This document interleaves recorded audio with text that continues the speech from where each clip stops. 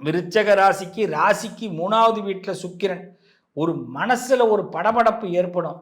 நம்ம பொருளை எவனாவது எடுத்துகிட்டு போயிடுவானா, நம்ம இந்த இடத்துல பார்க் பண்ணலாமா வேண்டாமா, இந்த நேரத்தில் இதை பேசலாமா வேண்டாமா, ஆஹா இனம் புரியாத ஒரு கவலைன்னுவாங்க.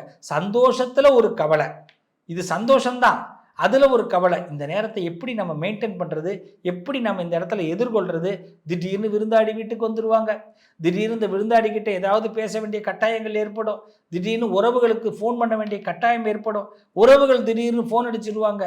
இப்போ எதையாவது சொதப்புற மாதிரிலாம் இருக்கும். டோன்ட் ஃபீல், என்ஜாய பதில் சொல்லுங்கள். சில பொய் கூட சொல்லலாம், தப்பு இல்லைங்க.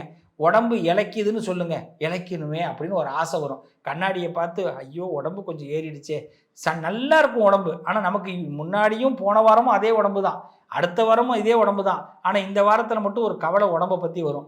சே கொஞ்சம் பெருத்திருக்கு உடம்பு, கொஞ்சம் உடம்பு கொஞ்சம் இதாக இருக்குது அப்படின்னு உடம்பு சம்மந்தமான கவலை ஏற்படும். டோன்ட் ஃபீல், இதெல்லாம் தேவையில்லாது. ஏன்னா நீங்கள் யாருக்காவது இந்த கவலைப்பட்டுட்டு வந்திருப்பீங்க. நல்லா சாப்பிடுங்க, நல்லா தூங்குங்க, இந்த வாரம் நிறைய ரெஸ்ட் எடுங்க, எதை பற்றியும் கவலைப்படாதீங்க. உங்கள் ஆரோக்கியம் பலப்படும். கவலைப்படுறதுனால வருத்தம் தான் ஏற்படுங்க.